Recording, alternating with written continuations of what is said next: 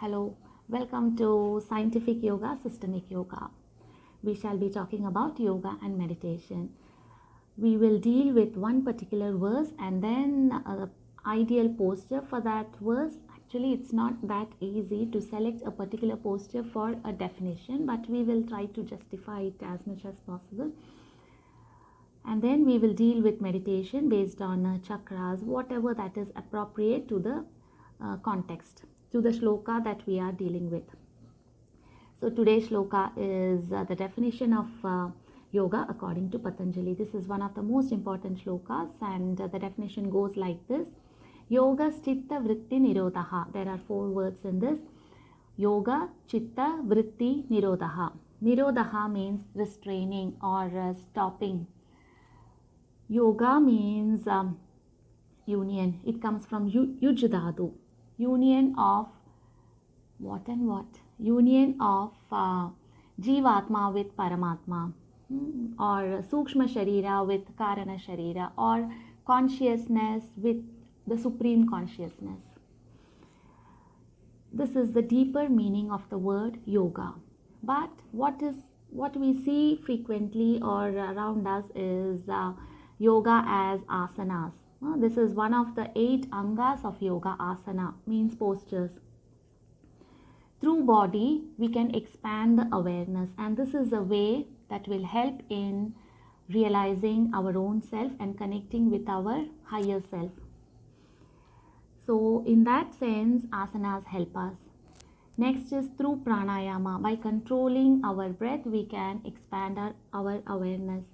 Next is through the mind. Directly using meditation techniques, we can expand our awareness. Thereby, this will help in yoga, meaning that connection. Yoga's chitta vritti nirodha. Now coming to the actual definition of yoga. Chitta vritti nirodha. Nirodha means restraining from something. What is that something? Chitta. Chitta is not mind. Had it been mind, the definition would have been yoga's manovritti nirodha. It is not like that. Manas is a term for mind. Chitta is mind plus something. What is that something? Chitta is mano, buddhi, ahankara together. Manas is mind. Buddhi is the intellect. Ahankara is the sense of I, ego. These 3 together constitute chitta. Chitta means mind field or the mind stuff. Through the senses, we get lots of information, and these information, they go into the mind, which is the recording faculty, thinking faculty, analyzing faculty, and then it goes to another filter called the intellect or buddhi, which is the discriminative faculty or the decision making faculty or the discriminative faculty, whatever it is the thing that deals with intelligence. And from there, ahankaram. See, we all listen to many things, we all see many things, but we don't react or respond in the same way. That is why we all are unique, because our manas, buddhi and ahankara are unique, especially the ahankara. The sense of I is different. My sense of I is different from your sense of I. So that makes our vritti is different. Vritti means the waves that come as a result of this processing. Manas, buddhi and ahankara, all 3 together, any information we get, it is processed by these 3 units, and then it comes out as an energy wave, which is called as vritti. Yoga's chitta vritti nirodha means restraining the chitta from taking various forms of these vrittis is what is meant by yoga. That means it is not a simple process. Saying is easier, chitta vritti nirodha. In one sentence we can say it off. But actually it is very difficult, because there is information bombardment. We get so much information from all sides. And with regards to information, we have to be very particular. What are we taking in? What are we feeding the mind?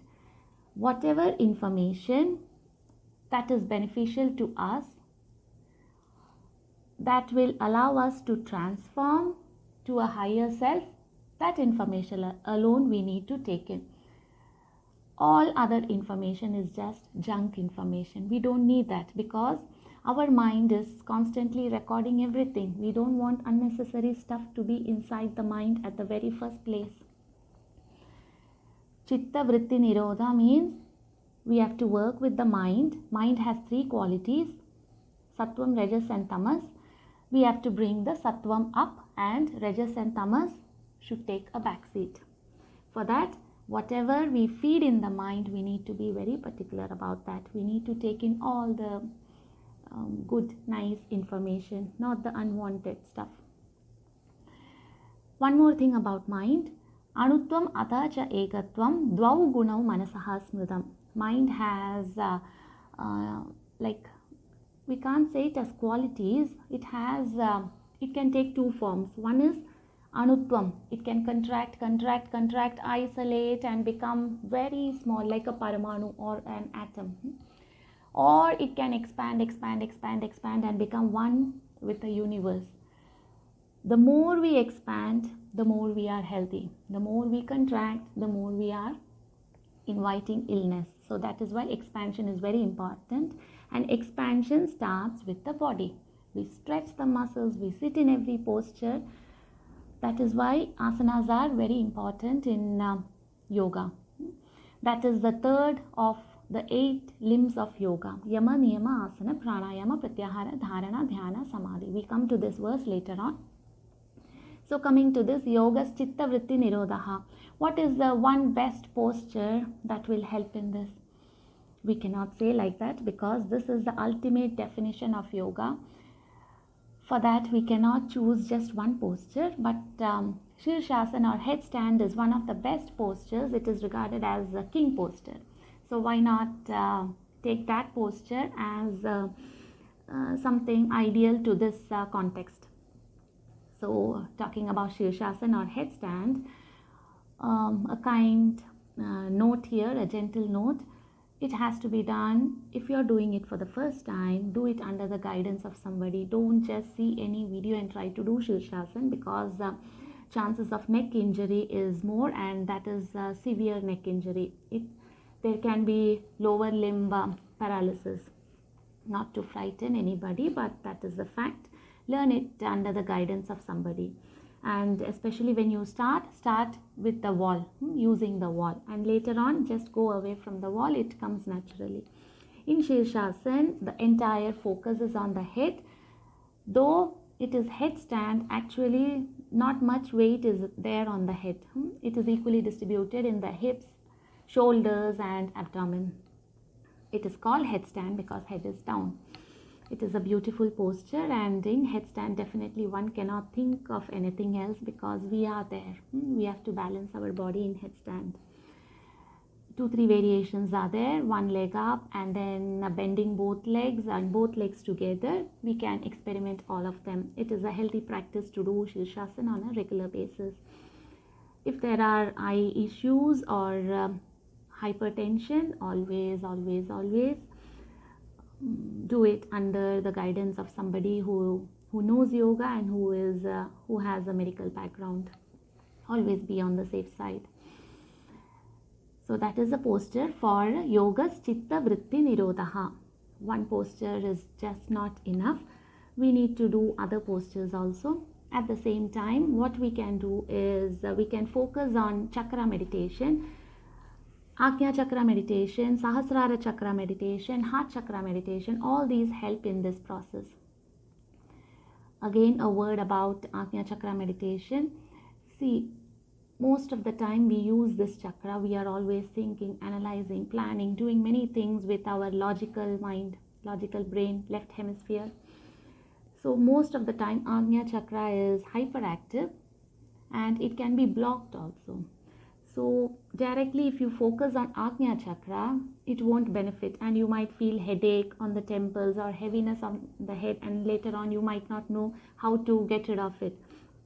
So again, meditation, learn under somebody. And then Sahasrara Chakra also same.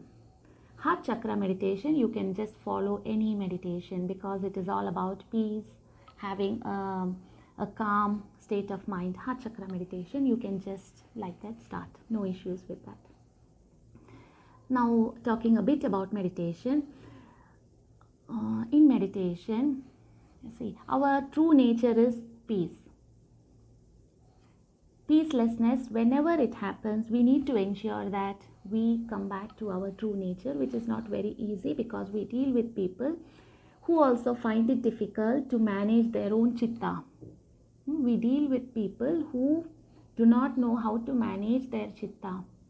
So it is even more difficult for us. We are in the direction of managing our chitta. At the same time, our experiences are with those who do not know to manage that, or who even do not realize there is something like this.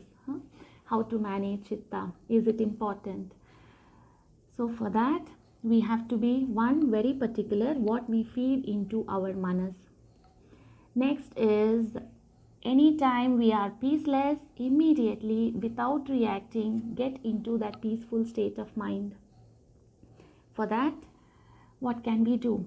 We just get this understanding that whenever we are active, we are at a beta wave. Even more is gamma. When we are sleeping, we are at alpha state. In relaxation, in yoga nidra, we go to this alpha state. We are not sleeping. We get the benefits of relaxation. But to get the benefits of meditation, we need to go still lower. We need to go to theta waves, which is Sushupti Avastha, and then still lower is the divine or the delta waves. If we are able to stay in that theta or delta state, we have got victory on our own self, because that is not easy. Turiya Avastha is a great experience, and we all experience this with meditation, but staying there is the most important thing. So that is about this meditation. So one is headstand we need to do regularly, and the other one is we need to bring back our peace the moment we realize we are peaceless. And then just try to by heart this verse, Yogas Chitta Vritti Nirodha. It will help us whenever we are stuck at any point of life, in any difficult situation. All these verses are capsules. They will help us at the right time, with the right thought, with the right decision. So that is it for today. Thank you. See you next time.